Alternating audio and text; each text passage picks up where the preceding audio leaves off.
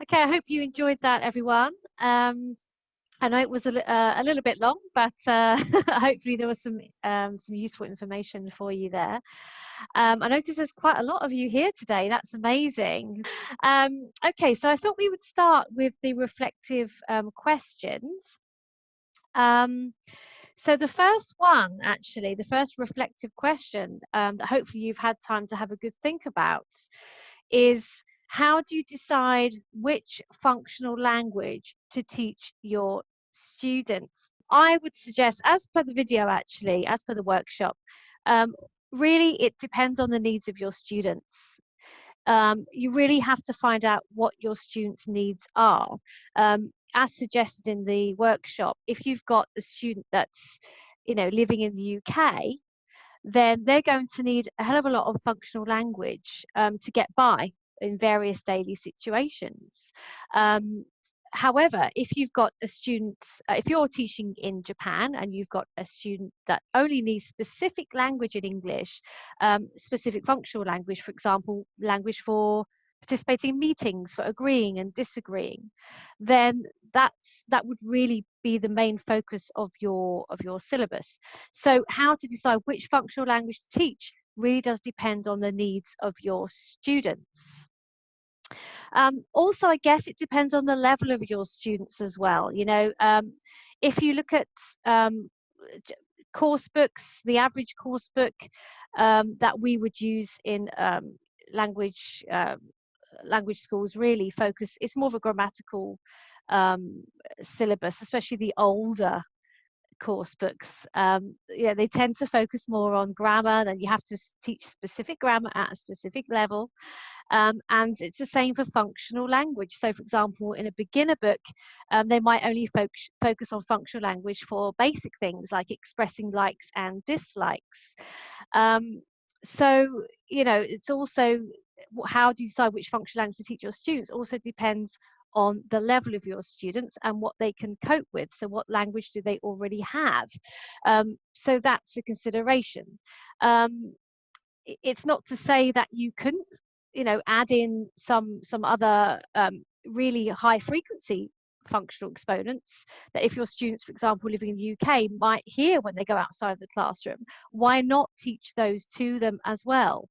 Um, Thinking about functional language, they tend to, of course, we have all different types of functional language, but a lot of them are fixed expressions.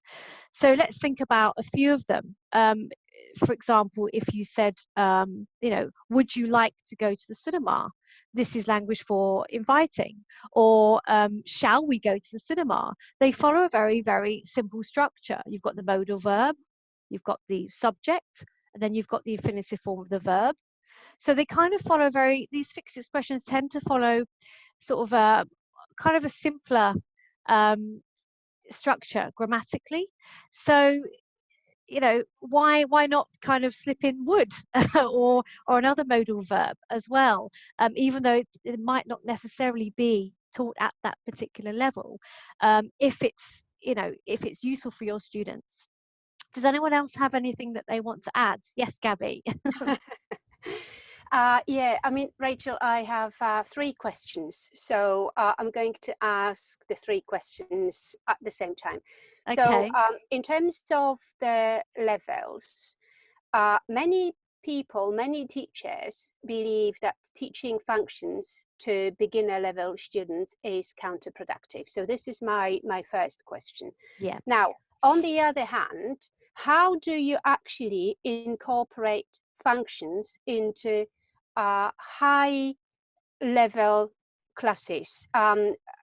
This is because, when students get to this upper intermediate level or advanced level, all the functions have been covered, right? Maybe not explicitly, maybe not in a functions lesson per se, Yeah. but this language has already been covered. So we have 2 extremes. We have the beginner level students and we have advanced upper intermediate plus level students. Now, how do we, what do we do about teaching functions? That's a really good question, and I did kind of cover that a little bit in the workshop, because obviously, quite right, Gabby. You know, at that level, sort of an advanced level, for example, students have covered all of the functional language. You know, they've covered all of that in the syllabus they have.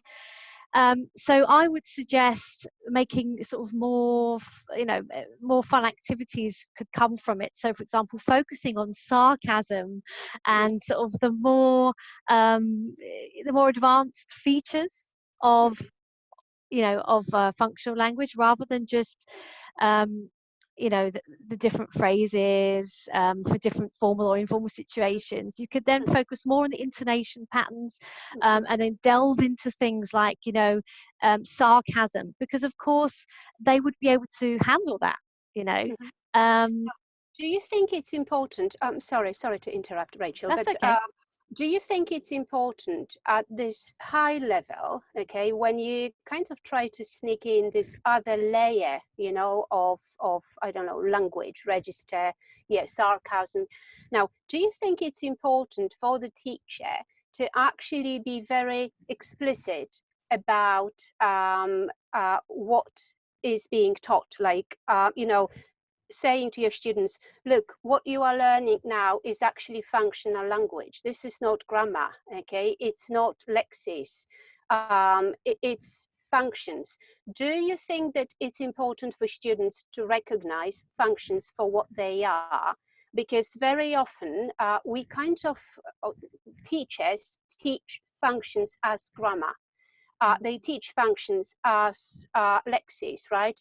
We will be talking about this relationship between the lexical approach and teaching functions.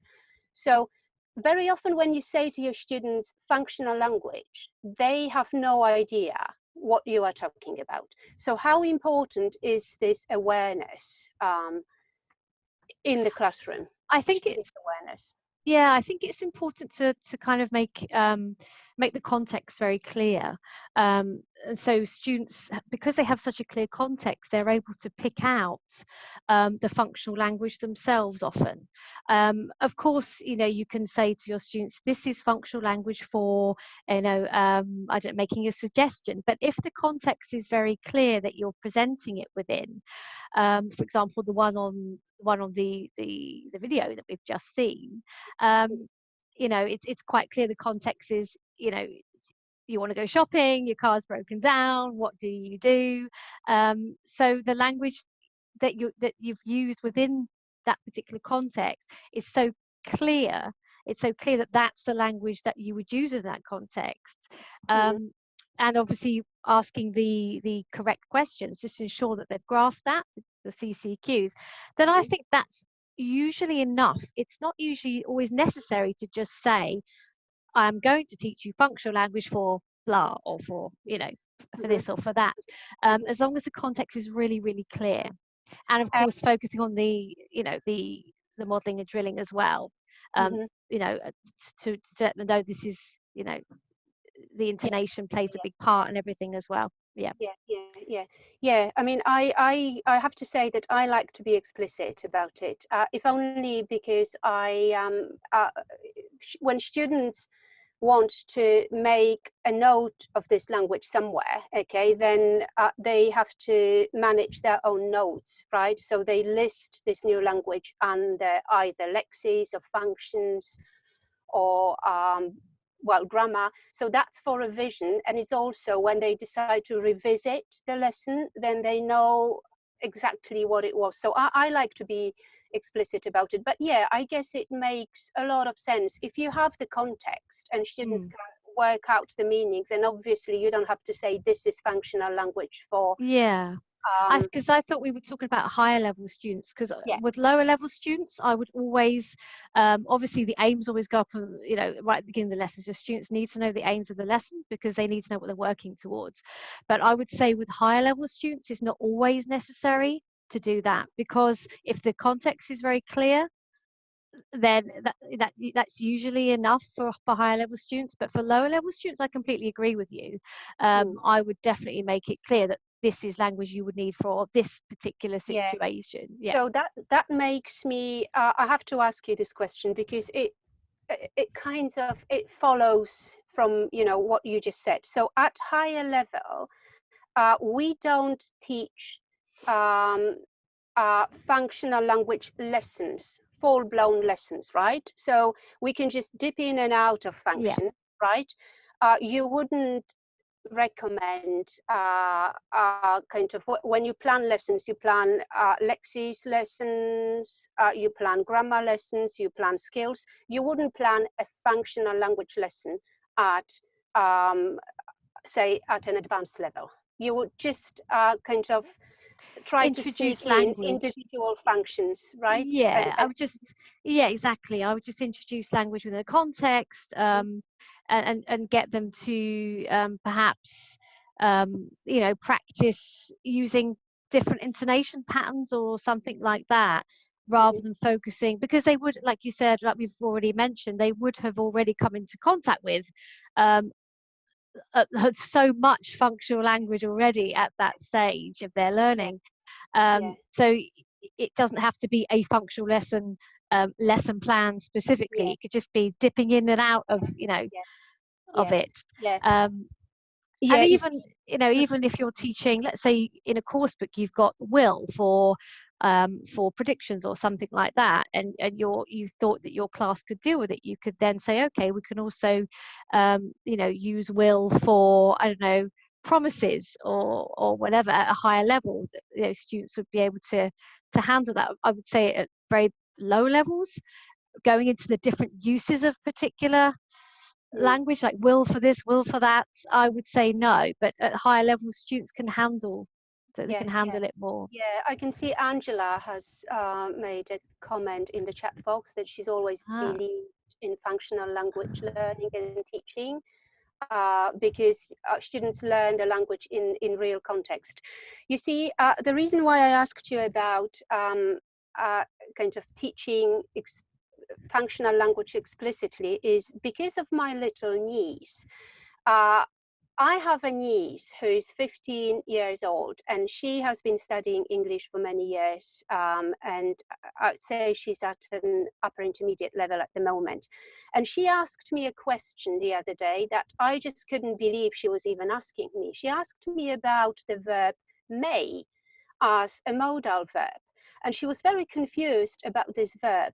And what my understanding is that the reason why she was confused was because her education, in her education, she has never ever been taught English uh, by function. So for her, may is a grammar word. mm, And that's why it's so confusing, because we know that may have so many different functions, right? yeah, Like, you know, speculating, asking, giving permission, suggestions. I mean, so many different functions, right? yeah, But if you don't spell it out to your students, then at some point they end up um, being very, very confused, because for them it's a grammar word. It's 100% grammar. mm, So yeah, so that is why I was asking about high level students, because very often upper intermediate and advanced level students cannot really recognize functional language for what it is. They still consider it grammar. yeah. And that's always a tricky one, isn't it? Mm, Because I mean, I think it's very useful to teach functional language, and I don't think it should be left out of your lesson plans. And I think it's quite difficult for new teachers, particularly who probably mm, haven't really learned very much about functional language during their teacher training courses. Um, but I think it's really, really important to teach it. mm. And and for young learners, like I'm not sure how old your niece is, but how old was she when she Yeah, started learning? she must have been 3 or 4 years old. So it's Yeah. been like, yeah, Yeah, but because it's nice for younger learners to have things like jazz chants. I yeah, mean, if you think about as a native speaker, I remember being very young and learning things like if you're happy and you know it, clap your yes, hands. yes. I didn't think about the grammar. I mean, and actually, when you think about it, if you're happy and you know, it's quite a complex. It's a conditional sentence, right? So Yeah, now what do it's we do? Do we teach it as a conditional structure, exactly, or do we yeah. teach it as functional language, right? Exactly. So when you're a child, you don't learn it in terms of the grammar, and this is a conditional structure. You just Yeah, learn to, yeah, oh, I'm happy, so I'm clapping my hands. So, yes, if you're happy, yes, yeah, I am happy, so I'm yeah, going to clap my hands. It's a yeah. whole different thing. This links beautifully to a question in the Q&A window from Luminita. I'm sorry if I'm mispronouncing your name. She's asking, should we start teaching functional language in primary school? Now, it's a beautiful question, because now I don't know how you feel about it, but I feel that at this level, you actually, what you do is you teach functions, because at this level, students are not able to analyze grammar. They don't No, have the analytical mind of that's right. adults. Yeah. So they learn chunks, right? They Yep. repeat the language, okay? They have the context. So what happens is this is actually teaching language by function and situation. Now, Exactly. I don't know Exactly. how you feel about it. Exactly. I mean, I haven't taught that many young learners, but I have taught young learners, and jazz chants work so well because, you're focusing on the rhythm of the language. You're focusing on the stress. You're focusing on, the function, as you said, the function rather than the grammar, which is exactly how you learn your own language when you think about it. When you're a Yes, child, you're not kind of tearing the sentence apart and figuring out yes, what this means yes, grammatically. yes, So for young learners, as you said, they don't have the ability to be able to do that, to pull the yes, sentence apart and focus on the yes, grammar. For them, yes, it's just all about the meaning. I know that this means this, yes. um, and that's that, and I don't need to know anything else. Now, um, in terms of materials, because I think we had 2 or 3 questions about materials, because that's a mm, tricky one, right? Okay, there's yeah, not much out there when it comes to teaching functions, but and you suggested a title, I think, Live, right? A brilliant book, brilliant series. But I brilliant. feel Yeah, like every single course book has this explicit focus on functions, but it's always disguised as either practical English or everyday English, or can you think of any other labels? Like when you flick through a course book, you mm, always have this last page yeah, um, that says English, not English in life, but everyday English, practical English. I can't think of any more labels, but there's quite a few different course books sell this yeah, functional language under a different label. yeah. But the course book has it, right? Yeah, I mean, well, not all of them actually. I've found that the newer course books, for example, the one that I recommended in the chat box called it's the Life series by National Geographic. They're Yeah, fantastic books, yes, and they have in every single unit they have a section on real life functions that kind of links in, if you like, a little bit with the it could be the topic of that yeah, unit. So, for example, if it's I don't know, leisure or something like that, they might have a real life functional language for talking about your hobbies or yes, something like that, yes, which links in with the topic of the unit. So, exactly. but I think with older course books, and the one that comes to my mind now, like Cutting Edge, they don't tend to have a separate area for dealing So with real life is it, functions. is it It's not more, social English? I think it's called, it may be, I can't it's remember. If yeah, anybody here remembers how this language is sold in the Cutting Edge series, I yeah, think it may be social English. There is something something. like that. Yeah, not Yeah, a lot, very little, but yes. And I have yeah, to say, I absolutely agree with you about the live series. It's absolutely brilliant. yeah, There is a lot of functional language there, presented through the PPP approach, really, because you have either a speaker discussing a topic, and then this language is pulled out from the text. yeah, So yeah, yeah, there is a lot of this in yeah. National Geographic series. Yes. Really, really good, and really kind of relevant materials. Mm, It's very up to date. So some of the older course books, they're very update that haven't been updated, and you know, I just think that, I mean, I personally wouldn't use some of those older course books if I Yeah, didn't have to. yeah, But in terms of online resources, I mean, there are so many. I think there's one called esol Nexus, which is great for, you know, esol students. You've got the British Council websites as well. You've got the, that's it, esol Nexus. You've got the British Council website as well. You know, there are, well, there are so many off the top of my yeah. head, I I think can't you really think, but simply you just have to Google search the actual just function Google that you want search. to teach, and Exactly. Breaking, not breaking news. What's the other one? The one I use all the time, and now I can't remember it, of course, because because I have to yeah, it's remember it right always at like this that, moment. right? It's Yeah, always the way. But yeah, you know, there are so many. yeah, yeah. Just so many others. Just Now, Google it if you're looking for a lesson plan. You know, some of these websites have complete lesson plans. If you're really not that comfortable in teaching functional language, you can just tap into Google lesson plan on, you know, I don't know, offers and requests, mm, EFL or whatever it is, and mm, you'll come up with, you know, it'll come with a list of things, a list of lesson yeah, plans. Of course, though, some are better than others. So it's doing your research yourself and kind of having a look, yeah, and also making sure that the language that you want to teach, that, for example, if you want to teach us this language that you can use with your learners can use within a specific context, then it's really important to do your research and make sure you find the right materials for you. yeah, yes. But yeah, there are loads of resources out there. Yeah, and I think that really, as teachers, we could just be creating our own portfolio of functional language lessons.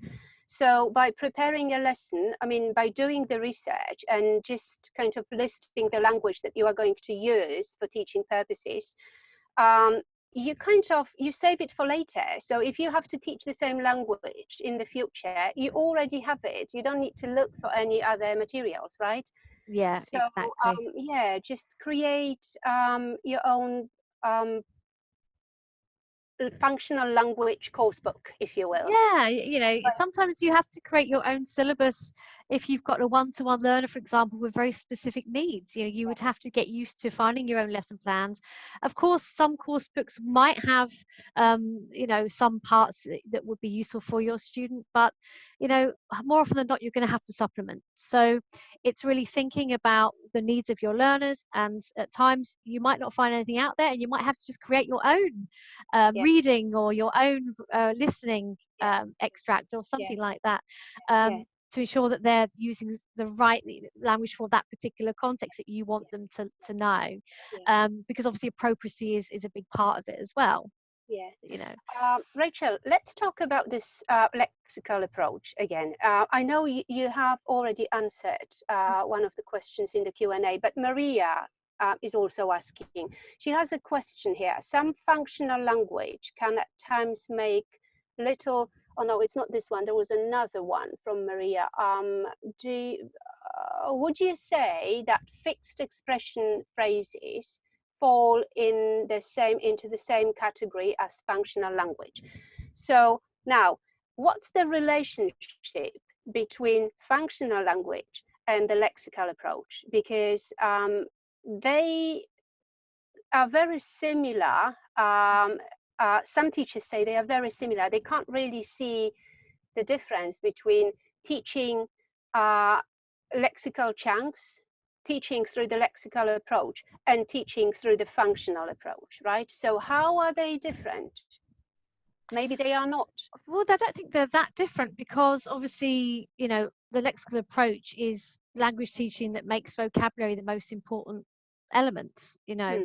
Mm, So obviously that does include lexical chunks, so mm, language that, you know, collocations, whether it's collocations or, you know, whatever, functional language.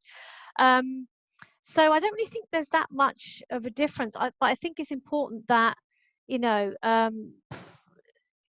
chunks are processed holistically, yeah, you know, rather than just a sequence of individual words. And I think the more often a sequence of words, um, you know, that students are exposed to that particular sequence of yeah, words, the more often that they're encountered, then, you know, they're more likely to be represented as a unit rather than the Yeah. separate words. And I think that's the important thing, really, is just ensuring that your students are able to process that language as a single unit.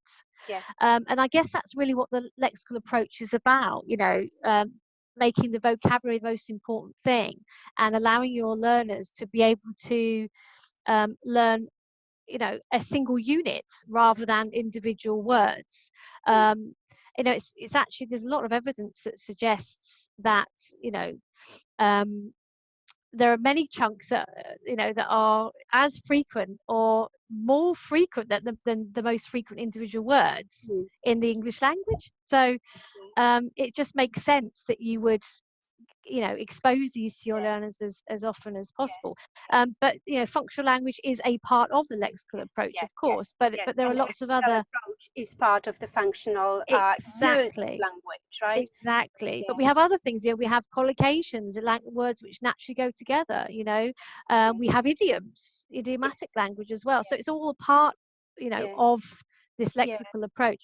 But I think it's just the important thing is to ensure that the context is clear and that yeah, students are aware of that this particular unit of language, if you like, can be used in this yeah, particular yeah, situation. And the more that they see that, the more that their brain will start to register that yeah, as a single unit. And they'll be able to retrieve that much faster yeah, in yeah, that particular situation that they need to use it yeah, in, which will, help them gain fluency faster. It would help them with their, to feel good about yeah, themselves. It yeah, really does help.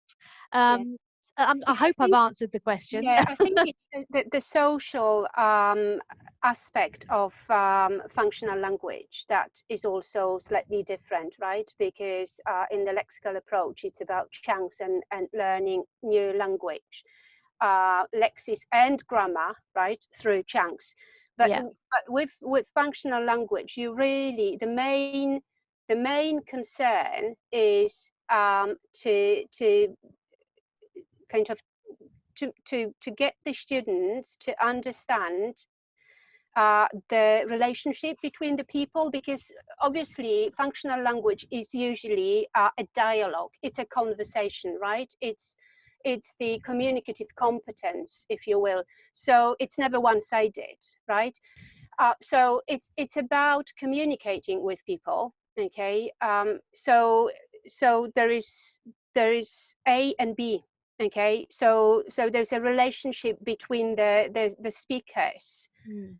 and that's a very, very important thing, right? Absolutely. With teaching, for example, phrasal verbs or something like that, it's not necessarily connected to the relationship between people. It's identifying the meaning of this, chunk, if you like, Mm. what it means. Look up, the different ways that you can use look up something in a dictionary or look up Mm. physically at something. So yes, of course, it differs in that sense, because as Yeah, you said, functional language is more about having that communicative yeah. ability. Competence, yeah, yeah, Yeah, yeah. absolutely. Yeah. Yeah. Um, okay, so we've discussed the materials um, briefly. I don't know if anybody else wants to add something to this or ask any more questions about materials. We also talked about the relationship between the lexical approach and teaching functional language. There was another question that was rather big, I think, about teaching approaches when you actually teach functions. Mm. So does it have to be the PPP model? Well, we kind of touched on that a little bit before, because with more advanced levels, of course, we don't even have to have a full lesson plan for functional language. It can just be dipping in and out, sort of just doing little activities here and there. And it's not always necessary to use a PPP model when you're teaching new functional language, but it's important to provide a clear context in which it is used. So I think that's the important thing, and it just so happens that the PPP really sort of goes hand in hand quite well with teaching functional language, because of the fact that you're able to present this language in a clear context. But so um, is TBL then. Task-based learning is very similar. It gives you yeah, even deeper and stronger and more clear-cut Yeah, context. Maria is also saying that it's not possible to teach functional language without a clear context. So exactly. she agrees with us. Yeah, Yeah, that's. Um, absolutely. but didn't you say that test, teach, test could also be used? Yeah, I mean, it could be. You could set up a situation and, to elicit what your students are. I mean, but then that's like a lead-in, isn't it? In a way, your lead-in is kind of, in a way, it can be used as a test, teach, test as well, Mm, because you're setting up the context, and as I did in the video, um, you know, my car's broken down, I really want to go shopping, please give me some advice. And then your students are giving you that language if they already know it. So, and then you can kind of go from there. If they know so much language for giving suggestions and advice, then you're halfway there in a way. mm. So I guess the thing is, it's about using different approaches, and not just sticking with one approach. I would So it's say, just like any other language that you teach, any other language system, grammar, yeah, lexics, it's exactly the same with functional language. You can use all the approaches out there. And exactly. Exactly. And it's, and the thing is, it's you can have a lot of fun with functional language as well. I don't think there's any need for teachers to be afraid of teaching functional language at all, because as I've just demonstrated, and as we've just discussed, you can use the same model that you would teach grammar or vocabulary to teach also functional language too. do you think teachers are afraid to teach functional language? That's I actually a very think interesting point. Yeah, I think they can be, and I can speak from personal experience. When I first started teaching, as you know, Gabby, um, in the course book, you might have a little section on real life functions or something, Yeah, but quite often you'll think, well, this doesn't really connect with the grammar that I have been teaching my students this unit. So yeah, why should I bother yeah, with it? It's not going to help them. But actually, over time, of course, I realized, no, this is really useful stuff. yeah, So I think that teachers don't often see kind of the link, um, in terms of usefulness.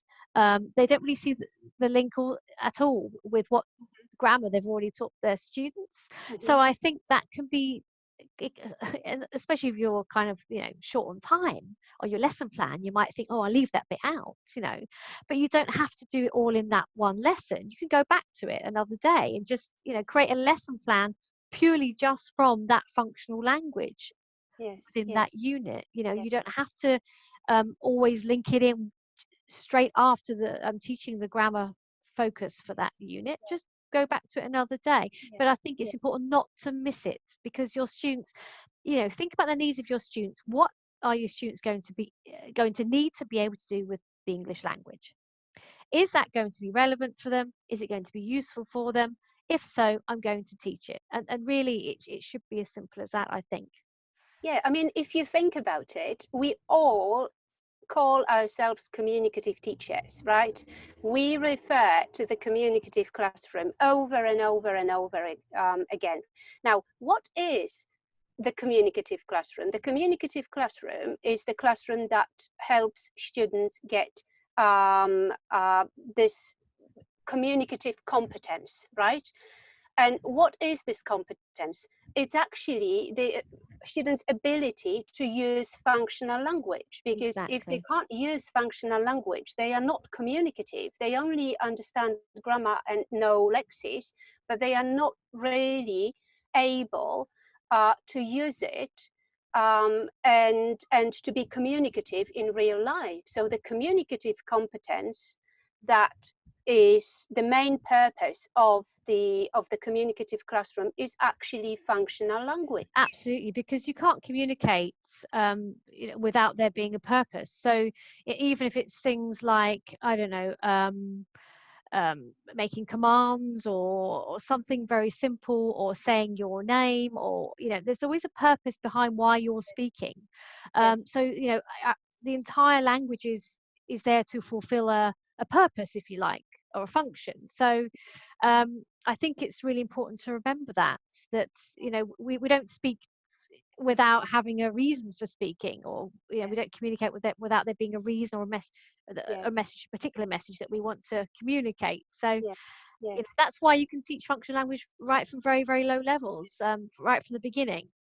Yeah. um, No, sorry to interrupt again, but there are so many questions and I'm just trying to, there is another one, a very interesting one. Some functional language can at times make little grammatical sense. Any examples?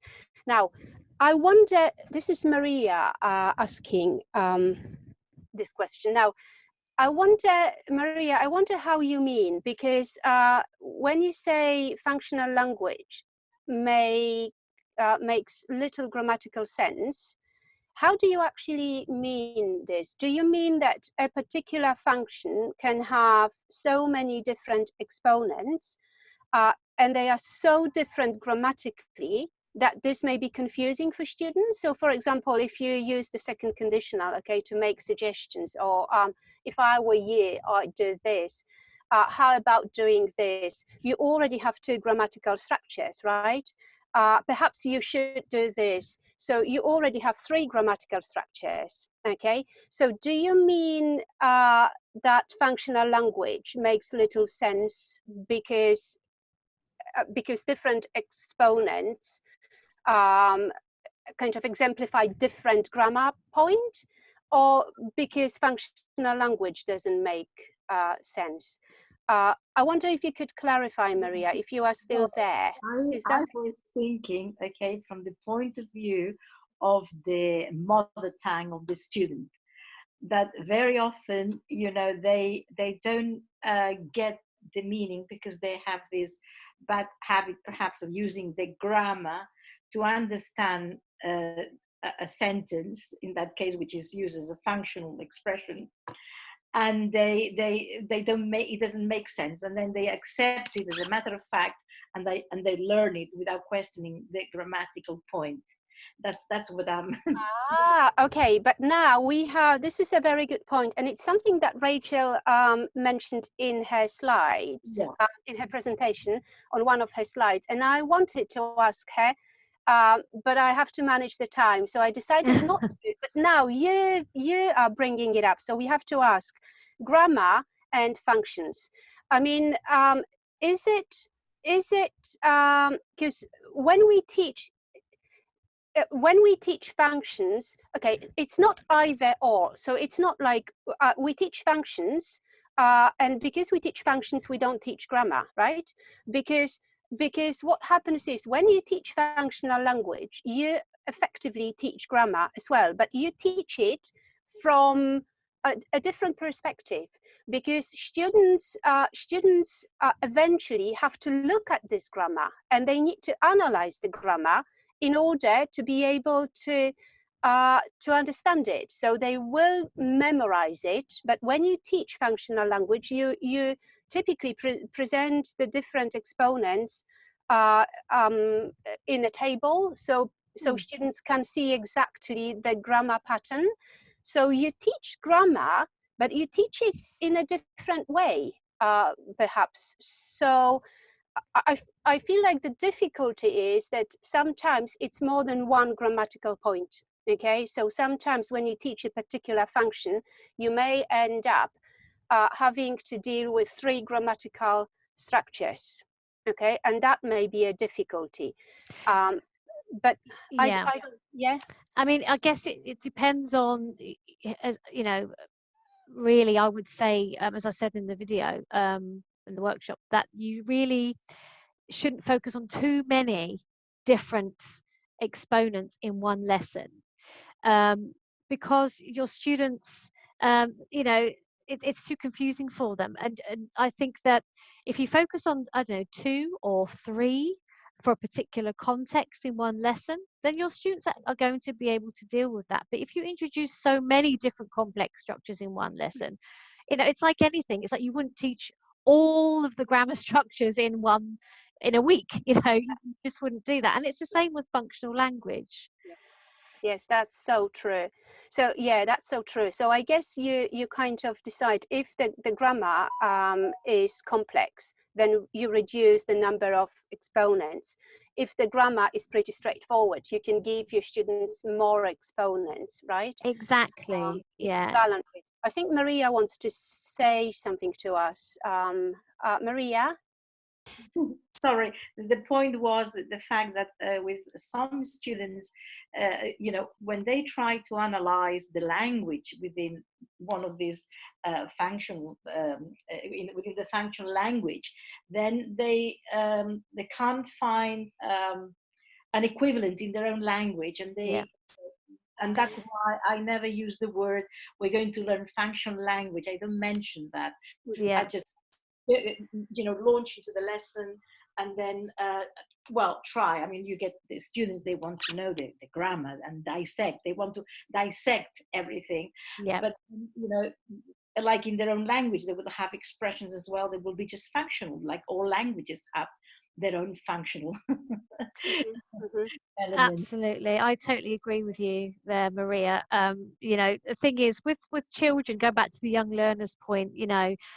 What might work for young learners, that clapping, doing a bit of a jazz chant is not necessarily going to work for your literate adults who, they're kind of inclined to unpack the formulaic expressions and kind of, tear them apart and figure out what this means on an individual level.